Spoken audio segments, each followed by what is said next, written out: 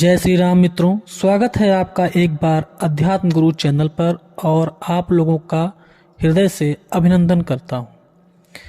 जैसा कि श्रोतागणों आपको बता दें कि क्या रिश्ते में माता सीता श्री कृष्ण की लगती थी मामी, या फिर रावण जो था उसका क्या कभी माता सीता से भी विवाह हुआ था। इस प्रसंग के बारे में आज मैं आपको इस चैनल पर पूरे प्रमाण के साथ सुनाऊंगा। इससे पहले आप लोगों से विनम्र निवेदन है कि आप इस चैनल को सब्सक्राइब कर लें और जो घंटी वाला निशान दिख रहा है उसको दबाकर ऑल नोटिफिकेशन ऑन कर दें। तब जब मैं भी जो भी नया वीडियो बनाऊंगा तो आपके मोबाइल पर सूचना के रूप में सबसे पहले दिखाई देगा और आप मेरे नए नए कथाओं को फिर से देख सकेंगे। अब चलते हैं कथा की तरफ, क्योंकि आपका कीमती समय नहीं ज्यादा लूंगा। चलिए कथा शुरू करते हैं। दोस्तों, कथा शुरू होती है ब्रह्म वैवर्त पुराण से, जिसमें लिखा हुआ है कि राधा भगवान श्री कृष्ण की मामी लगती थी रिश्ते में। प्यारे भक्तों, आपको बता दें कि भगवान श्री राम के समय की बात है, जब उस समय भगवान श्री राम रावण को और उनसे रावण से और राम से युद्ध हो रहा था। उस समय आपको यह बता दें, वेदों में लिखा हुआ है कि आदमी की मृत्यु के समय अगर जो उसकी इच्छा रहती है उसी के अनुरूप उसे नया जन्म मिलता है। जैसे भगवान श्री कृष्ण ने स्वयं गीता में लिख दिया है कि जो जैसी इच्छा रखता है और उसकी दोबारा जो जन्म होता है वो उसी के अनुसार होता है। बस फर्क ये रहता है कि जो व्यक्ति अपने परिवार के रुपए पैसे और धन दौलत में अपना ध्यान लगा रखता है तो उसे उसी जन्म में जानवर या कुछ भी बनना पड़ता है। खैर हो बात कोई भी, लेकिन आपको ये बता दें कि भगवान श्री कृष्ण के कहने के अनुसार मनुष्य का जन्म उसी के ध्यान यानी उसी के स्थान पर उसकी इच्छा के अनुसार ही जन्म होता है। बस उसे मनुष्य का जन्म मिले, ये तो उसके कर्मों के फल हैं। प्यारे भक्तों, अब कथा को हम बताते हैं कि राधा को सिर्फ मथुरा में श्री कृष्ण के साथ देखा गया। इसके बाद राधा कहाँ गई, ये कहीं आपको फिर चाहे सीरियल देख लें या कोई भी भक्ति टीवी सीरियल देख लें, उसमें राधा का जिक्र नहीं मिलता है और राधा को कहीं बताया नहीं जाता है। हम आज आपको उसी के कथा के बारे में अवगत कराते हैं। दोस्तों, कथा उस समय की है जब त्रेता युग में भगवान श्री राम रावण से युद्ध कर रहे थे। रावण ने माता सीता का हरण कर लिया था और ये वही माता थी जो अग्निदेव के साथ उनका मिलन हुआ था और अग्निदेव को उन्होंने असली सीता को सौंप। इसलिए दोस्तों, जब जो नकली सीता थी जिनको रावण हरण कर ले गया था, उसी सीता के पाने के लिए राम उनसे युद्ध कर रहे थे। और दोस्तों, रावण वही रावण था, उसके हृदय में सीता का वास था। रावण कभी सीता को एक पल के लिए भी अपने हृदय से अलग नहीं करता था। उसकी इच्छा थी कि मैं सीता को अपनी पटरानी बनाऊंगा। दोस्तों, भगवान श्री राम से रावण से इसीलिए इतने दिन तक युद्ध चला था क्योंकि भगवान श्री राम जानते थे कि इसके हृदय से हम जब सीता को निकाल देंगे तो ही रावण को मार पाएंगे, अन्यथा एक शरीर को मारने से दो शरीरों का नाश हो जाएगा। अगर रावण मरेगा तो साथ में सीता को भी ले जाएगा। प्यारे भक्तों, इसलिए रावण ने उस पर बार बार राम पर प्रहार किया और राम ने तब उस पर धनुष का निशाना साधना शुरू कर दिया और कई बाण मारा, उसके सिर कट गए। तब भी उसके इस हृदय से सीता का जो भी ध्यान था और वास था वो खत्म नहीं हुआ। अंत में विभीषण कुछ देर के लिए आकर यह कहने लगे कि इसके नाभि कमल में अमृत का वास है, जो यमराज को जीतने पर यमराज ने इसके नाभि कमल में स्थापित कर दिया था। दोस्तों, जब भगवान श्री राम ने ये सुना तो कुछ देर के लिए रावण के मन से, उनके हृदय से सीता का वास खत्म हो गया था और विभीषण पर क्रोध आ गया था। इसलिए उसी सा अवसर पाकर भगवान श्री राम ने रावण पर प्रहार किया और एक साथ 42 बाण मारे, जिससे रावण के जो अलग अलग सिर थे कट कट कर गिरने लगे। लेकिन रावण ने, उस समय वह एक आचार्य था और ब्राह्मण था, उसने अपने ध्यान को अपने मस्तक में केंद्रित कर लिया था, इसलिए उसे कोई दर्द या पीड़ा का एहसास नहीं हो रहा था। जो भी योगी लोग हैं और ध्यान करते हैं, मेडिटेशन करते हैं, उनको दर्द पीड़ा कभी नहीं होता है, पता नहीं चलता है। और रावण के नाभि में अमृत का वास था, वहां पर ब्रह्मास्त्र चलाया भगवान श्री राम ने और अंत में एक सीने में बाण मारा, जिससे रावण वहां से धरती पर सशरीर आकर गिर गया। और जब वह कराहने लगा तो उस समय भी उसके हृदय में सीता का वास था। रावण को मारने पर भगवान श्री राम ने यह जान लिया था कि रावण के हृदय से अगर सीता का वास नहीं खत्म होगा तो फिर हम इसे मार नहीं पाएंगे। इसलिए उन्होंने लक्ष्मण को भेजा था कि जाकर उनसे राजनीति का पाठ ज्ञान प्राप्त करो। और लक्ष्मण के जाने के बाद भी रावण ने उन्हें कुछ नहीं बताया। अंत में भगवान श्री राम और लक्ष्मण स्वयं उनके पास आए और कहने लगे कि हे आचार्य, मैं आपको प्रणाम करता हूँ। आचार्य होने के नाते रावण ने उनको आशीर्वाद दिया और अपनी गुरु दक्षिणा मांगी, क्योंकि रावण ने सेतुबंध के समय में आचार्य बनकर भगवान रामेश्वरम की, भगवान शंकर की पूजा करवाई थी। और उस समय उसने अपना जो भी वो था उसने नहीं लिया था और अंत में उसने अपना वही कर्ज मांगा, जिससे भगवान श्री राम को ये देना पड़ा। और वही रावण आगे चलकर माता यशोदा का भाई रावण के साथ, उसका नाम रायण होता है और वही रायण का विवाह राधा के साथ होता है। दोस्तों, ये वही राधा थी और वही जो भगवान श्री राम के सामने उस समय सीता थी।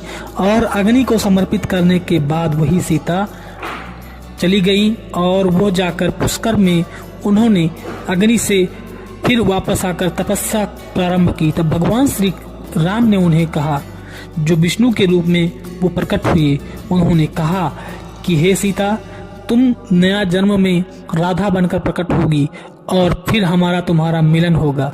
दोस्तों बता दें, और वही रावण जो कभी प्रताप भानु था और प्रताप भानु जो रावण बना था, वही रावण आगे चलकर रायण के रूप में वहां जन्म लेता है और माता यशोदा की जो भाई था उसका नाम रायण था और रायण से राधा जी का विवाह होता है। दोस्तों, कुछ लोगों का यह भी मत है कि भगवान श्री गर्ग संहिता के अनुसार राधा जी का विवाह श्री कृष्ण जी के साथ जंगल में ब्रह्मा जी ने करवाया था।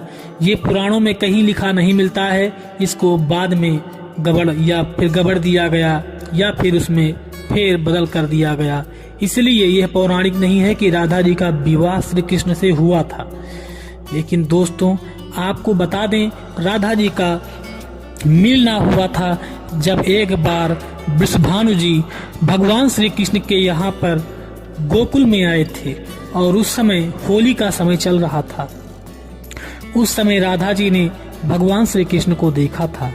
आपको बता दें, राधा जी भगवान श्री कृष्ण से 5 साल बड़ी थी प्यारे भक्तों। और राधा जी का कुछ लोगों का ये भी मत है कि राधा जी भगवान श्री कृष्ण से उस समय मिली थी जब माता यशोदा उनको ओखल में बांध चुकी थी। उस समय जब राधा जी ने देखा तो राधा जी को बहुत कष्ट हुआ। प्यारे भक्तों, कुछ कहना यह भी है कि महर्षि गर्ग जी की गर्ग संहिता के अनुसार यह मिलता है कि एक बार श्री दामा जी और राधा जी जो थी, राधा जी गोलोक धाम में रहती थी, वहीं पर भगवान श्री कृष्ण भी रहा करते थे और भगवान श्री कृष्ण के मित्र श्री दामा जी थे जो वहां पर रहते थे। दोस्तों, एक बार राधा जी की अनुपस्थिति में भगवान श्री कृष्ण जी उनकी प्रेमिका बिरजा जी के साथ में रहना शुरू कर दिया था, जिससे राधा जी आकर उनके ऊपर नाराज हो गई थी।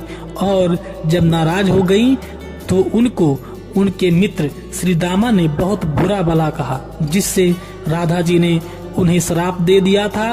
और वही श्री दामा यहाँ आकर शंखचूर्ण राक्षस हुए थे, जिनको भगवान श्री कृष्ण ने मारा था समुद्र में छुपकर, जब अपने गुरु के पुत्र को बचाने के लिए गए थे। और उसी शंख को भगवान श्री कृष्ण महाभारत में बजाया करते थे। दोस्तों, और फिर राधा को श्री रामा ने श्राप दिया था कि जाओ, तुमको 100 वर्ष तक भगवान श्री कृष्ण से बिछोह होगा। और वही राधा बाद में राधा जी का बिछुड़ना हो जाता है। दोस्तों, भगवान श्री कृष्ण के बारे में जो प्रेम की आजकल इस समय टीवी और सीरियल में दिखाया जाता है, लोग गंदे गंदे नाच करते हैं, सरासर गलत है।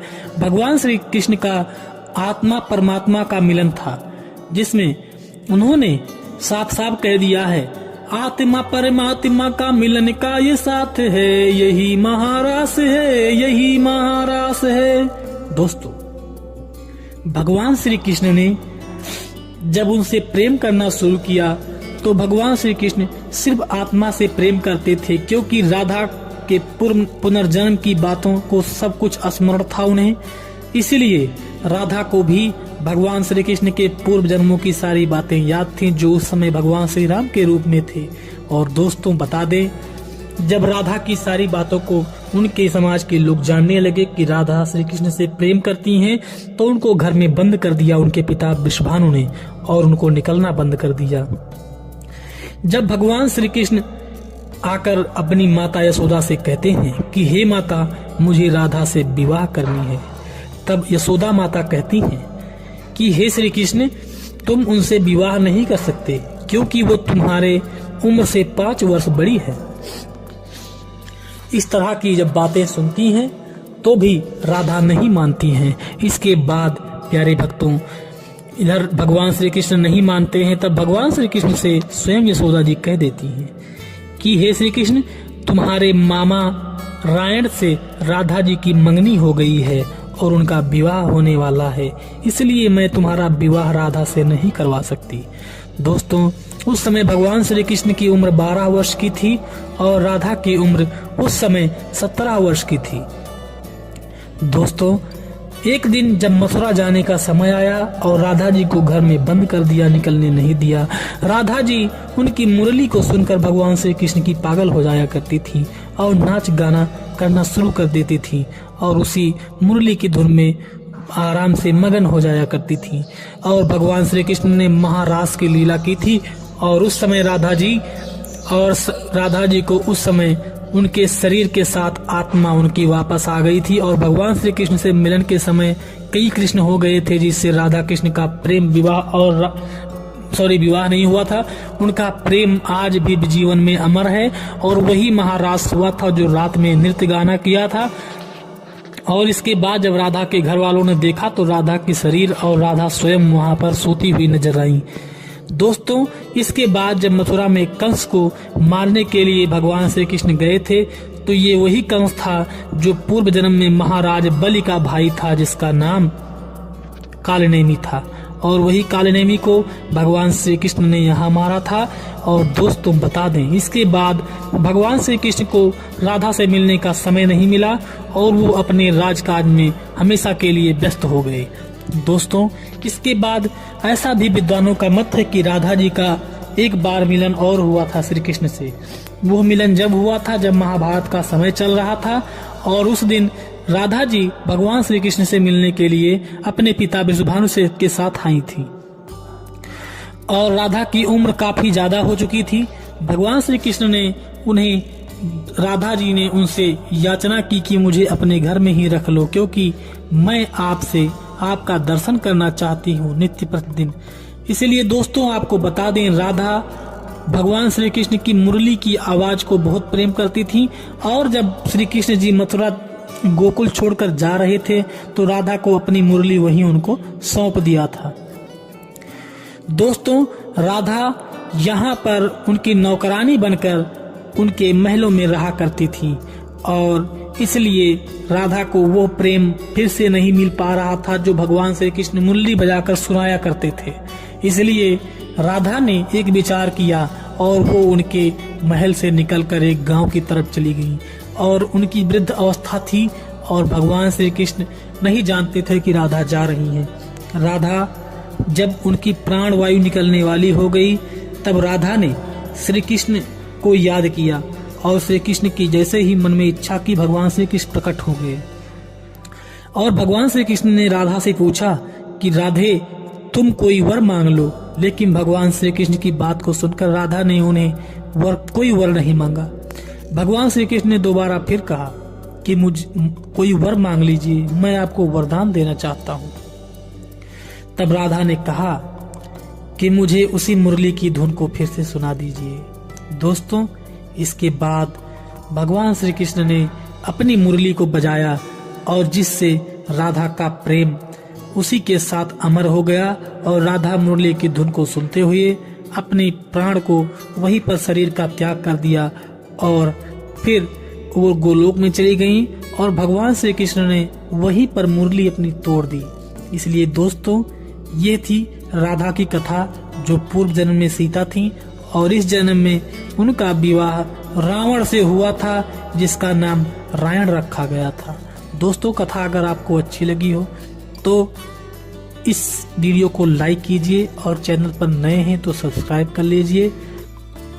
हाँ तो भक्तों, आपने समझा और जाना कि इस प्रकार माता सीता जो उस समय माता लक्ष्मी की अवतार सीता जो थी, असली सीता उनकी छाया रूप थी और उन छाया को अग्नि से प्रकट किया था उस समय। और जब माता सीता अग्नि के पास जा रही थी तो उस समय अपनी छाया को उन्होंने छोड़ दिया था। और उस सीता को पाने के लिए रावण ने क्या किया था, इसको मैंने इस कथा में संपूर्ण कथा आपको सुना दिया है। और उस रावण का पूर्व जन्म में कैसे क्या हुआ, इसके बारे में आपको अगले वीडियो में, आने वाले वीडियो में सब बताऊंगा।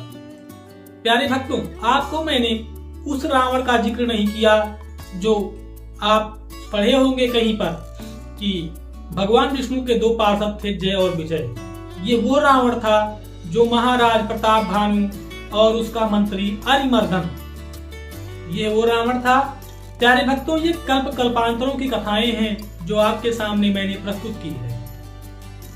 प्यारे भक्तों, आपका अगर ये कथा आपको अच्छा लगा हो और आपको ये मार्गदर्शक लगा हो और भक्ति परायण हो और सत्संगति हो तो इस वीडियो को लाइक कीजिए, क्योंकि आप लोग जब वीडियो को लाइक करते हैं तो मुझे मोटिवेशन मिलता है और मैं जान पाता हूं कि आप लोग आगे की कथा देखने में इच्छुक हैं। प्यारे भक्तों, और अगर आप भगवान श्री कृष्ण के सच्चे भक्त हैं तो इस कमेंट बॉक्स में जाकर और जय श्री कृष्ण जरूर लिखें।